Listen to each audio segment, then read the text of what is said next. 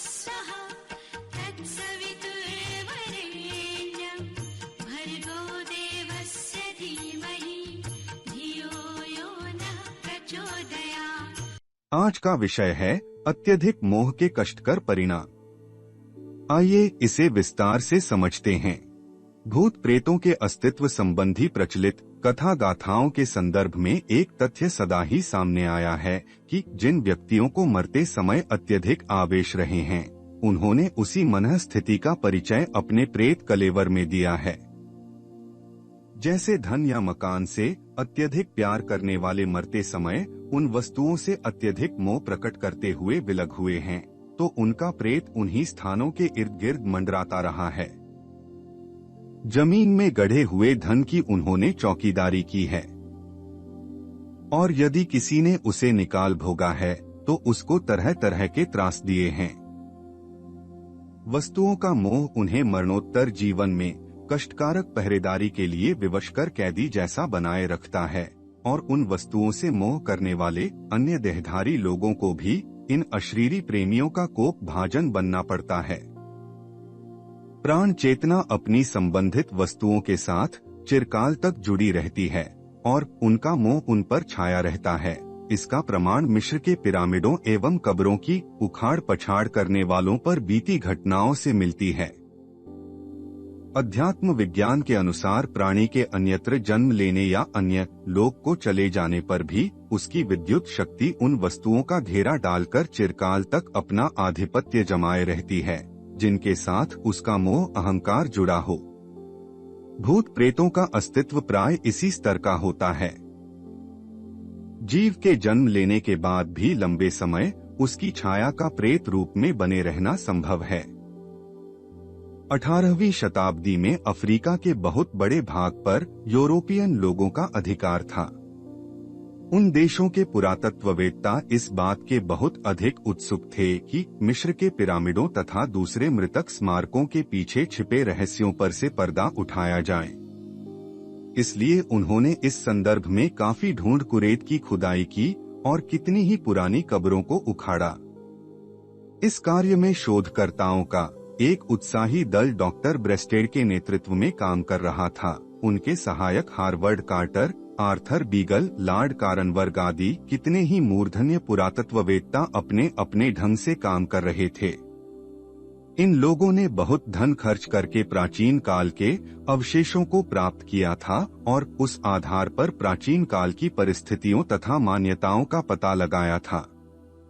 इसी संदर्भ में सन 1922 में तूतनखामेन नामक स्थान से एक ऐसे वृद्ध फकीर की कब्र खोदी गई, जिसके संबंध में कितनी ही चमत्कारी दंत कथाएं प्रचलित थीं।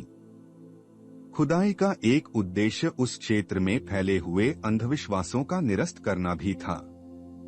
कब्र खोद ली गई और उसके अवशेष भी प्राप्त कर लिए गए। अब उनका रासायनिक विश्लेषण होना आरंभ हुआ।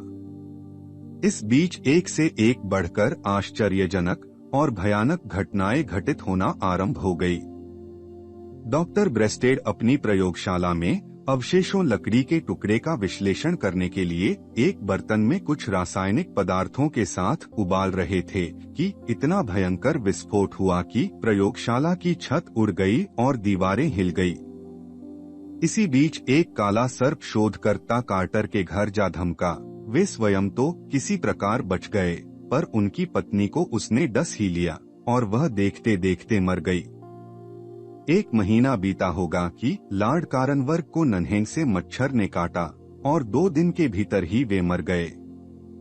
मच्छर काटने का स्थान बिल्कुल सांप के काटने जैसी स्थिति का बन गया था। इतना ही नहीं, कार्नवर्ग महोदय का हट्टा कट्टा भाई भी उन्हीं दिनों 2 दिन की मामूली बीमारी से चल बसा। दल के प्रमुख ब्रेस्टेड कब्र खुदाने के 2 सप्ताह के भीतर ही मर गए।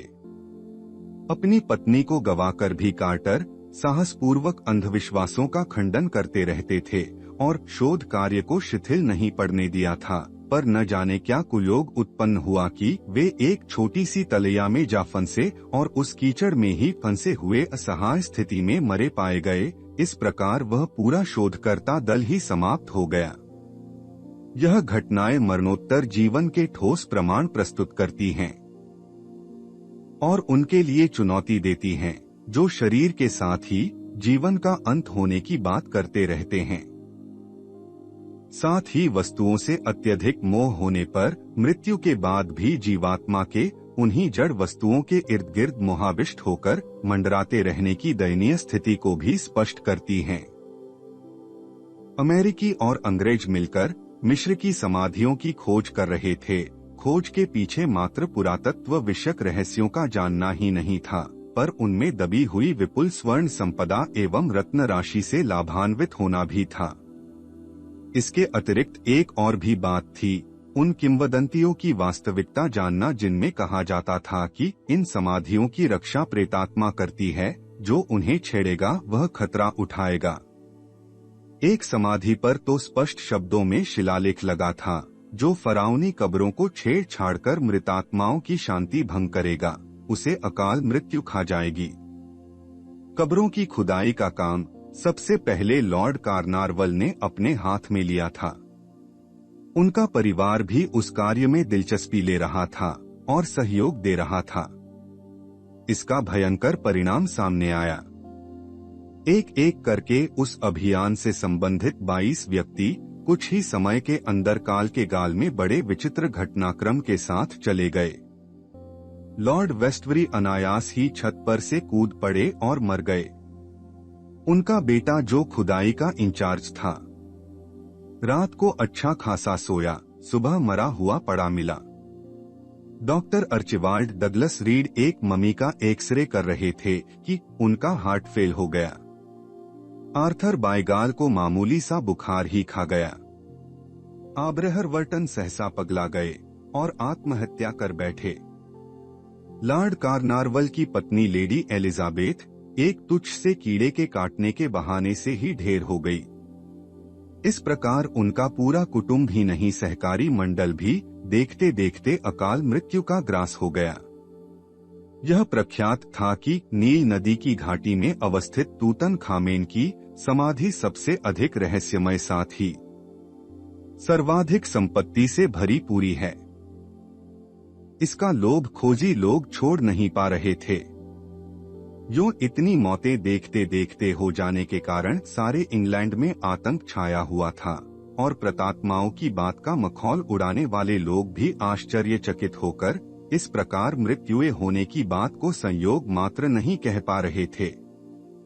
वे भी इच्छा न रहते हुए भी उन किंवदंतियों के आगे सिर झुका रहे थे, जिनमें समाधियों के साथ छेड़खानी करने वालों को जोखिम उठाने की चेतावनी दी जाती रही थी। यह खुदाई मिस्र में पुरातत्ववेत्ता विभाग संभालने वाले विद्वान हार्वर्ड कार्टर ने इंग्लैंड के उत्साही धनपति लॉर्ड कार्नरविन की साझेदारी में आरंभ कराई थी। इसका परिणाम कुछ अच्छा नहीं निकला। दोनों ही साझीदार समान रूप से क्षतिग्रस्त हुए। कार्टर को भी जानमाल की भारी क्षति उठानी पड़ी। इस पुस्तक के अन्य अध्याय सुनने के लिए डिस्क्रिप्शन बॉक्स में दिए गए लिंक पर क्लिक करें। For more videos visit our channel. Please like, share and subscribe.